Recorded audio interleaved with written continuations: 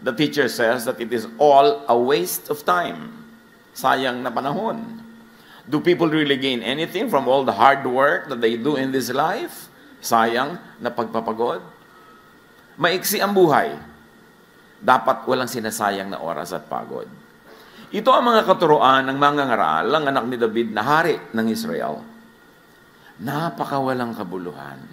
Napakawalang kabuluhan. Lahat ay walang kabuluhan, sabi ng mga ngaral. Of course, hindi naman literal na lahat walang kabuluhan. It's poetic language, so exaggerated. Ang ibig sabihin lang, napakaraming walang kabuluhan na binibigyan natin ng sobrang pansin. At dahil daw doon, you must not mistake activity for achievement. Hindi ko mo busy ka, may nangyayari na. Hindi ko mo napapagod ka, sulit na. Kailangan matalino. Huwag magsayang ng panahon at pagod sa mga walang kabuluhan. At ngayon, sa ating pagbubulay-bulay mga kapatid ng salita ni Solomon, the wisest man ever, aside from Jesus, of course, dapat natin ngayong bigyan agad ng personal application. Pag meron tayong mga dinadaanan na verses, ang inyo agad isipin, anong kahulugan nito sa buhay ko? Kayo ang magbigay ng kahulugan kasi kanya-kanya tayong kuha ng aral. Sabi niya sa Ecclesiastes 1:4, people live and people die, but the earth continues forever. Patuloy ang pagpapalit-palit ng mga lahi, ngunit hindi nagbabago ang daigdig. In other words, we do not own the land owns us. Kaya pag sasabihin, itong aking mga ari-arian, no, ililibing ka dyan, yung alikabok mo, mababalik na maging fertilizer ng mga puno ng papaya.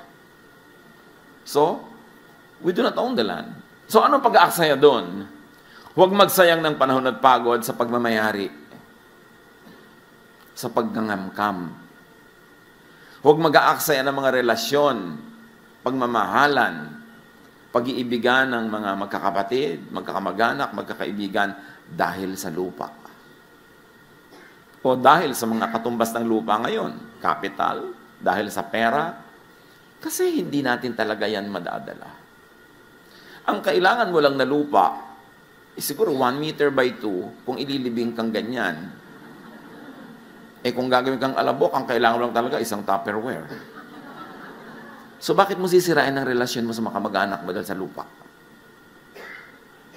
Bakit ka makikipag-away dahil sa lupa? Para maging sayo? It can never be yours. You are the lands. Kaya, yan ang pag-aaksaya. Pero mo magkakagalit yung magkakapatid dahil sa lupa. Yan ang sayang na pagod. Sayang na panahon, ang saya-saya nyo nung mga bata pa kayo, naglalaro kayo, nanguhuli kayo ng gagamba, nag-aagawan kayo ng lastiko, mga kahan ng sigarilyo, tinetext-text nyo na ganyan. Pagkatapos, nagkaroon kayo ng asa-asawa na susul-sul-sul sa inyo, mag-aaway-away kayo magkakapatid, sayang. Sayang ang panahon pinagsamahan. Dapat hindi sasayangin. Ecclesiastes 1:5-7. Ang araw ay patuloy sa pagsikat at patuloy sa paglubog. Pabalik-balik lang sa pinanggalingan. Ang hangin ay umiihi patungong timog, patingong hilaga, buong araw na paikot-ikot. Lahat ng tubig ay umuwi sa dagat, ngunit hindi ito napupuno. Ang tubig ay bumabalik sa batis na pinagmulan upang baling umagos patungong karagatan. Everything is in cycles. Paulit-ulit lang. People enter the cycle at some point and exit at some point. Para bang sumasakay tayo sa Ferris wheel. At kung umabot kayo sa Ferris wheel, alam nyo na yon. Hindi na yata alam ng mga bata kayo ng Ferris wheel. Unless yung malalaking sobrang lalaki. Umiikot yan, sasakay ka, bababa ka kung saan ka rin sumakay at tuloy wala ka narating. Ang na-achieve mo, nahilo ka. May nakita pa ako nun sa Pasay na lagot yung mga kuryente. Na kuryente, ang buong Ferris wheel, talo na ng mga laman. Ang tanong, ba't ka sakay ng sakay sa Ferris wheel? Nahuhumpak yung tiyan mo pagpababa. At magbabayad ka pa. Alam nyo ba maraming tao ang buhay nila parang sumasakay sa Ferris wheel? Ikot ng ikot, wala naman nararating. Nag ng nag, wala naman na-achieve. Yun at yun din. Kaya sayang. Pero kung sasakay ka rin lang, make the most of your segment. Hindi lahat ng sumasakay sa Ferris wheel bumababa where they come from. Yung iba bumababa na dito sa gitna, nahuhulog na sila. Like you don't always complete 60, 70, 80 years of life. Merong 10 lang, bababa na, may 15. So kung ano man ang na-assign sa'yo na haba, sulitin mo yun. Ibig sabihin, huwag ka magsasayang ng pagod at oras sa mga walang katuturang bagay. Sayang yung segment mo. Sayang yung ride. So every segment should count. Huwag magsayang ng panahon at paikot-ikot lamang na walang nararating. Sa buhay natin kumisang, ganun din tayo eh. Paikot-ikot, papalit-palit, pero yun at yun din lang. Kayo na mag-interpret kung ano yun sa inyong mga buhay. Kasi kanya-kanya yan ang kahulugan sa ating mga buhay. Ecclesiastes 1:8, words cannot fully explain things, but people continue speaking. Words come again and again to our ears, but our ears don't become full. And our eyes don't become full of what we see. So Solomon observes, we are never full.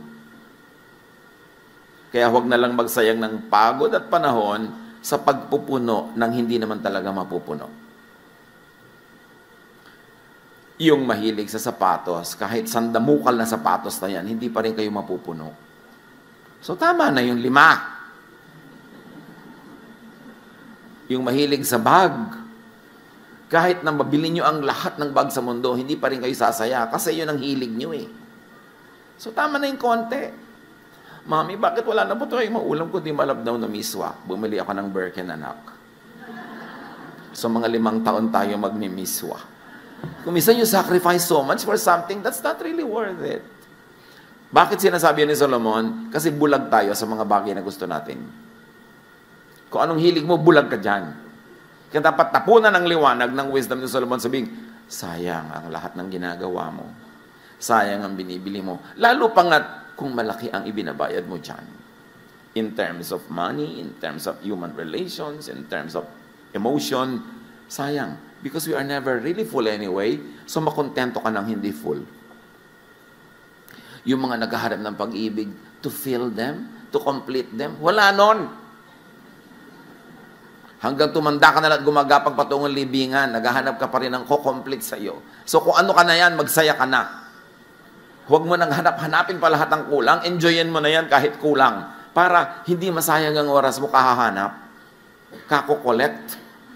Ecclesiastes 1:9-10. Ang naganap nun, ay nangyayari rin ngayon. Ang mga nagawa nun ay magagawa rin ngayon. Walang bagong pangyayari sa mundong ito. Ang sabi ng iba, halika kayo, ito'y bago. Ngunit naganap na yan nung di pa tayo tao. Ang naiiba-iba lang yung physical aspect of things. Yung method, yung tools, but the essence is the same. Kahit anong makinarya pa ang sabihin mong bagong imbento, walang nangyaring bago. Ang totoo, ganun lang yun. Ang tao naghahanap ng ginhawa, noon hanggang ngayon. So ano man yun, kaya automatic, kaya ano, ginhawa yun, pareho lang ang paghahanap. So hindi na tayo talaga giginhawa. Dahil nung araw, kung may TV set ka, ang yaman mo na. Tatayo ka, magpapalit-palit ka ng channel. Pero ngayon, parang napakalaking hirap na yan. Kailangan naka-remote. At alam mo kung sino ang tunay na Panginoon sa isang bahay, hawak niya ang remote. So, lumigaya ba tayo talaga? Kahit ganon. Mas pinag-aawayan ngayon kung sino ang hawak ng remote. So, hindi rin nagbabago. Gusto lang natin guminhawa. Pero, makontento ka na kung hindi ka rin kompleto maginhawa kasi hindi ka talaga kompletong giginhawa. Dahil sabi ni Solomon, we are never full. Dati, Daddy, mag-abroad ka naman mga 5 taon lang para makabayad tayo ng utang, makaganito, gano'n. Mamaya, 5 taon na, Daddy, mga 50 years pa. Dahil hindi na matatapos ang gastos. Habang lumalaki ang kita, lalaki ang gastos, dumadami ang humihingi. Hindi rin kompleto yan kahit kailan. Hindi ka rin luluwag. Kaya yung mga nagsasabing bigyan natin ng nanay pag maluwag tayo, nako, palayok na lang maibibigay nyo para sa kanyang abo. Kasi hindi na kayo luluwag. Dapat isama na sa budget si nanay kahit masikip. Kahit kulang, hindi darating yung fantasy na maluwag kayo to be able to give. Because we are never full. So ang naganap daw yung nangyari na. Paulit-ulit lang. So do not reinvent the wheel. Just enjoy the ride. Whatever that means in your life. Ecclesiastes 1:11, hindi na maaalala ang mga nauna. At ang mga nangyayari ngayon ay malilimutan din sa hinaharap. Marami mga tao, pilit sila nagtatayo ng legacy. Legacy. Walang legacy. Yung mga pharaoh nga na nagtayo ng mga pyramid after 5,000 years, natatandaan pa ba natin sila? Generic na lang, lahat pharaoh. Tapos. Konting-konti yung natatandaan, katulad ni Jose Rizal. At dahil lang nasa batas natin na pag-aralan ng Rizal course. So, huwag ka na magpagod para matandaan. Sabi, alam mo, malilimot din ako. Talaga malilimutan ka. Bakit natatandaan ba ang lola mo? Ika-5th generation? Wala din naman, di ba? So, huwag ka na magpagod na matandaan. Enjoyin mo na lang ang buhay mo. Yung kahit minsan, tinamaan ka ng araw, nakakita ka ng bituin ng araw, at pag tinawag ka ng Diyos, present. Pag nag-roll call, tapos, move on. Kasi hindi na babalik ang buhay na ito. So, dapat huwag mong sayangin sa mga kung ano-anong di mo naman kailangan. So, huwag na kayo mag-legacy dyan. Gumawa na lang kayo ng tama. Minimize pain, maximize pleasure, do the most good. At sumakabilang buhay kapag tinawag ka na, para doon ka naman. Every generational batch grapples with life as if it were new and unknown. And it begins as new for every batch. Kaya kahit anong payo bigay mo sa mga bata, ayaw makinig. Di ba? Kasi uulitin nila yung mga pagkakamaling nagawa mo noon. Uulitin nila ang lahat kasi bawat isa may kanya-kanyang cycle ng buhay. Hindi mo pwedeng i-accept yung next generation sa lahat ng naging mali mo. Dahil ano na magiging buhay nila? Perfect. Kasi wala, ba't ang mga bata hindi nakikinig? Meron talagang dapat pakinggan, pero dapat din nating tanggapin na built-in siguro yun para madiscover nila ang buhay for themselves, for them to learn from their own mistakes, like what we did, because we cannot exempt them from all the mistakes we made, because we should not exempt them from all the aspects of life. Kaya huwag tayong mabigo, magturo tayo na magturo, and pray that they will listen, at mga bata, makinig hanggang kaya nyo. Pero, huwag na nating sakta natin makalooban pag hindi tayo laging pinapakinggan. Kasi didiscoveryhin nila ang buhay on their own. That's part of living. Ecclesiastes 1:12-15, patuloy ni Solomon, ako, ang mangangaral, ay naging hari ng Israel. Siniyasat ko at pinag-aralang mabuti ang lahat ng bagay sa mundong ito. At nakita kong ang tao'y itinalaga ng Diyos sa matinding paghihirap. Nakita ko ang lahat ng gawa ng tao sa mundong ito ay walang kabuluhan. Ito'y tulad lang ng paghabol sa hangin. Hindi na maitutuwid ang baluktot at hindi na maibibilang ang wala. So to be happy in life, to be happier in life, to not waste time and energy, huwag niyong bilangin ng wala. Yung wala, di wala. Adjust. Lahat naman tayo, di ba, may mga mahal sa buhay na nauunang sumasa kabilang buhay. Adjust. Kasi kung gusto ng Diyos na sabay-sabay yung kunin, hindi naman mahirap gawin yun. Natira ka pa kasi hindi mo pa time. So, live your life. Huwag kang mabuhay sa guni-guni, sa ala-ala nung wala. Ang kailangan, ang bilangin mo yung nandyan. Para hindi dumami ang iyong mga lungkot. Sabi ko noon, hindi na maitutuwid ang baluktot. Ibig sabihin, what is crooked cannot be straightened out. So baka naman pagod na kayo ng katutuwid sa isang taong talagang baluktot. Mamaluktot na rin kayo para makasabay niya pamisa-misan. Hindi nyo maituwid siya, kaya nyo naman sigurong mamaluktot, mag-adjust sa kanya, para lang mag-enjoy kayo sa buhay. Maraming magulang nagtatakwil pa ng anak na hindi niya maituwid ayon sa direksyon na gusto niya.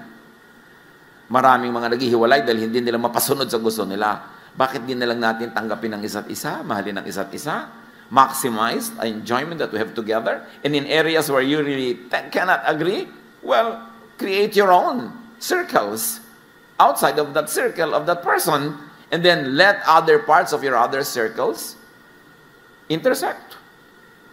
Hindi naman talaga pwede mag-agree ka with one person completely, kahit asawa mo, kahit magulang mo, kahit anak mo. Ba't din lang natin tanggapin? Ganun talaga, iba-iba. Lalo kung ang gusto nyong palitan sa tao, genetic, nakatakda na, hindi pa siya ipinaglilihi, yun na siya, mapapagod lang kayo. So sabi niya, hindi na maitutuwid ang baluktot. Huwag ka na magpagod. At hindi na mabibilang ang wala. Because we, who have found it, who have found spirituality, always like to convert everybody to our point of view. And sometimes to our very narrow and limited points of view.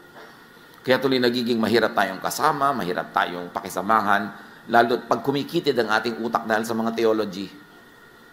Kailangan lawakan mo ang iyong utak.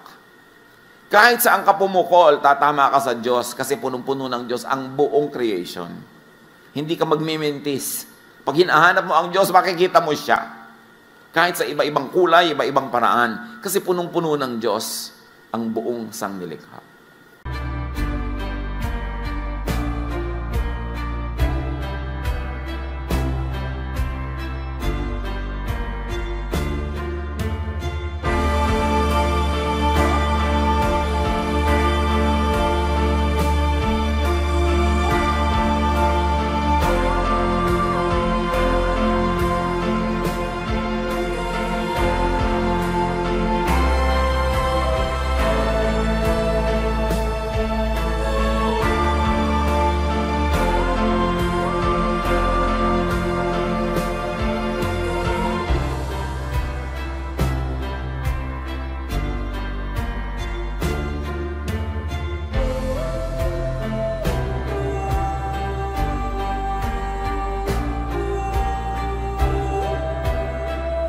So many things are not worth doing.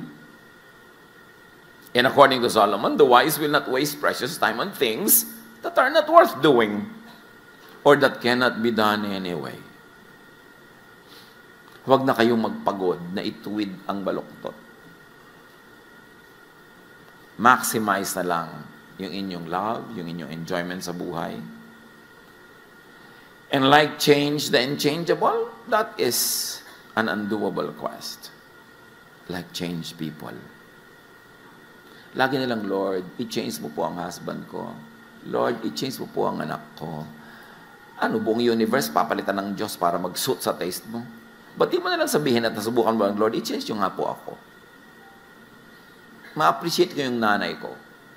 I-change nyo nga po ako. O kaya, let's work on this together, Lord. Mas madali namang ako ang ilapit ko sa inyo na baguhin nyo kaysa ilapit ko ang buong barangay na baguhin nyo sila para masyahan ako sa kanila. Di ba? Sayang ang pagod mo nun. Mapufrustrate ka. Ang dami ko natatanggap na prayer request, Pastor, ipag-pray nyo naman na mag-change ang asawa ko. Hindi po ako magician. At ang Diyos hindi rin nagmamagic. Ang mahalaga, as is where is, mahalin nyo, and continue to do what you can para maging mas positive ang inyong samahan. At kung maaari, at sa palagay nyo talaga, tama na mag-change, edi give all the reasons para mag-change. Pero kung hindi pa rin nag-change, huwag nyong ituwid ang baluktot. Mamamatay lang kayong bigo. Maghihiwa-hiwalay lang kayo ng lahat ng taong mahalaga sa inyong buhay. Yun ang importante yung tinuturo ni Jesus yung acceptance and love of people and for people. Sabi sa Jeremiah 13:23, can an Ethiopian change his skin or a leopard its spots? Of course, the answer is no. Ngayon kasi, with technological manipulation, napapalitan mo yung tone of your skin. Pero nung ginawa itong verse na ito, ang ibig sabihin lang nila, impossible yun. And it must be understood from that point of view. Huwag kang mga tuwira na, ngayon pwede na. Hindi yun ang ibig sabihin ng writer. Ang ibig sabihin ng writer, what cannot be changed? You should not even endeavor to change. Ecclesiastes 1:16-18. Sabi ko sa akin sarili, ang karunungan ko'y higit sa sinundan kong mga hari sa Jerusalem. Alam ko kung ano ang tunay na karunungan at kaalaman. Pinag-aralan kong mabuti ang pagkakaiba ng karunungan at ng kamangmangan, ng katalinuhan at ng kabaliwan. Ngunit, napatunayan kong ito rin ay tulad ng paghahabol sa hangin. Habang lumalawak ang karunungan ay dumarami ang alalahanin. At habang dumarami ang nalalaman, ay lalong tumitindi ang kapighatian. Sabi diba, tama ako. Talagang hindi ako nag-aral doon. Diba? Tama ako, hindi na ako nagpakarunong. Hindi naman yun kasi kamangmangan yun . Alam niyo, siyempre yung poetic language exaggerated to drive home a point. Hindi binabaliwala ni Solomon ang karunungan. Ang sinasabi lang niya, habang rumurunong ka, humanda ka, kasi habang lumiliwanag ang iyong isip, mas marami ang nakikita mong kadiliman sa paligid. So, are you trying to be wise? Is trying to be wise a waste? Is trying to be wise a waste of time and effort? Ang sinasabi lang ni Solomon na ito, huwag magsayang ng pagod sa sobrang pag-iisip. Don't overthink. Yung may nakita ka lang na kung anong clue, nabuo na ang buong kasaysayan sa isip mo, na may kulasisi ang asawa mo, ibinabahay niya ganitong budget buwan-buwan, mas malaki ang refrigerator kesa sa'yo. Dahil lang sa kaprasong guni-guni. Pero maraming guni-guni ng misis, totoo. Binigyan yata ang mga misis ng special gift ng Diyos na may antena. Pero hindi lahat ng nare-receive doon ay tama. Don't overthink. Ang anak mo wala pa sa bahay, wala ka naman magagawa talaga, hindi mo alam kung nasaan, matulog ka na. Kasi mag-overthink ka, wala rin naman mangyayari. Worry ka ng worry. Don't worry about something you cannot change. Ipasa Diyos at itulog. Huwag mag-worry sa mga hindi mababago. Kumisan meron tayong mga karamdaman na talagang parang napaka lala, just have quality of life. Enjoy whatever is left, and when you have to go, go. Do not struggle with it too much. Kasi, pag hindi mo yan tinanggap, lalo lang humahapdi, lalo lang humihirap. Mangyayari din naman. Lagi na lang, sasabihin mo, what can I salvage from this situation? How can I make this thing better at the moment, given my limits, and given the potentials that I have in my hands? So, huwag magpagod sa sobrang pag-iisip. Lalo, Pastor, ano po kayo ikakagunaw ng mundo? Yelo, tubig, apoy. Alam mo, bakit mo pinaproblema yan? May pambayad ka na ba sa ilaw next month? Wala po. Yun ang isipin mo, anak. Magtinta ka ng banana cue dyan para may pambayad ka. Kung paano magugunaw ang mundo, problema yan na yung Diyos. Paano po kaya ako mamamatay? Kasi ayoko pong mamatay ng walang makeup. May nagsasabi talaga nun, itato mo na ang makeup mo sa mukha, ha? Para saan ka man abutin, may kilay ka na. Mga bagay na hindi kailangan. Magpapakasal, Pastor, magiging tapat po kaya sa akin ito buong buhay. 1 week siguro, baka pwede kong sabihin, pero beyond that, malay ko ba? Malay natin sa buhay. So, yun yung problemahin. Itong ibig ko sabihin mga kapatid na kayo ang mag-apply sa buhay nyo ng mga messages na ito. Kasi kayo lang ang may ganong kaliwanagan to connect the dots. Manuri, makiramdam, ano-ano ang pagsasayang nyo ng panahon at pagod na hindi naman dapat. Panginoon, turuan nyo po kami na i-apply ang karunungan ni Solomon sa pang-araw-araw naming buhay. Kayo ang magbigay sa amin ng liwanag ng pag-iisip para makapamili kami kung anong bibigyan ng panahon at pagod at kung ano yung isa sa isang tabi. Pagbulay-bulayin natin mga kapatid, huwag niyong madaliin, pag-isipan, and listen to the voice of the Spirit that is now guiding you to make very practical applications in your own private life.